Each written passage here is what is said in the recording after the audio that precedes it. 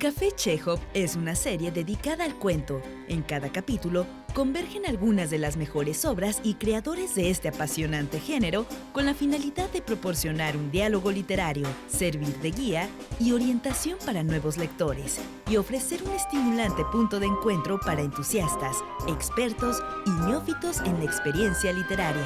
Café Chekhov, donde la palabra se vuelve imagen. Los cuentos son una especie de fotografías instantáneas, de momentos precisos y claros, donde no hay más, que no es necesario contar más. Hay muy pocas cuartillas, descubres una historia completa. Necesita usted ir templando su ánimo. Tal vez llegue usted a convertirse en héroe. No crea que faltan ocasiones para que los viajeros demuestren su valor y sus capacidades de sacrificio. Recientemente, 200 pasajeros anónimos escribieron una de las páginas más gloriosas en nuestros anales ferroviarios. Cuando leí los cuentos de Elena Garro o de Juan Rulfo, pero incluso los míos, ya pude pensar en cómo se fabricaba un cuento, pero antes nunca. Todos me producían, me metían a un mundo distinto del mío.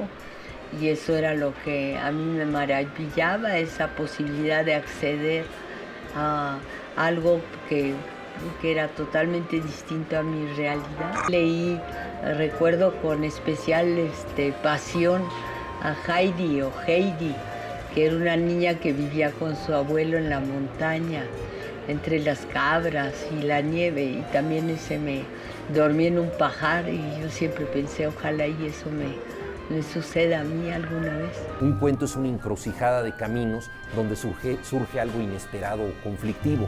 Ahora bien, esto no necesariamente tiene que ver con que aparece un marciano o hay un monstruo oculto en un armario. No, puede ser algo tan sencillo como la historia de un hombre que se está poniendo un suéter y se empieza a asfixiar con él, como en un cuento de Julio Cortázar.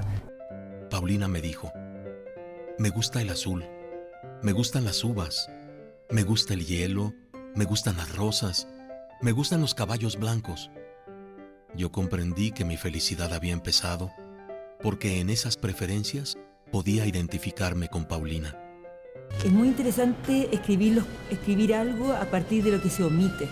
El cuento requiere bastante cuidado en decir y no decir. Las mujeres, en su mayoría, animadas de un sentimiento de curiosidad por ver por dentro la casa en la que nadie había entrado en los últimos 10 años. Después de la muerte de su padre salía muy poco. Después que se marchó su novio, la gente apenas la vio. Yo creo que si se plantea una pregunta, ya sea de acción, o una pregunta moral, o una pregunta existencial, la gente se engancha porque espera en el cuento una respuesta a ella, ¿no? Y a veces la respuesta nunca llega y el lector se queda enojado, pero se queda prendado del cuento. Pero una vez transcurridos los 21 días, el desasosiego se apoderó también de ella. Aunque, a fin de cuentas, el viejo no le había dicho que los huevos fueran de gallina. Aves voladoras para el consumo, había dicho. Poesía es un instrumento.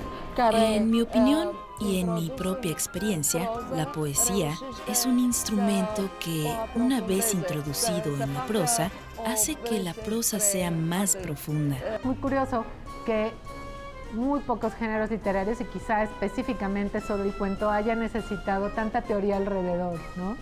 Hay toda clase de recopilaciones para hablar de las teorías del cuento, de cómo escribir un cuento, de qué es un buen cuento, qué sí es, qué no es, decálogos, poéticas, y sigue siendo inacible, afortunadamente, ¿no? Es un género que está como en permanente metamorfosis y eso es maravilloso.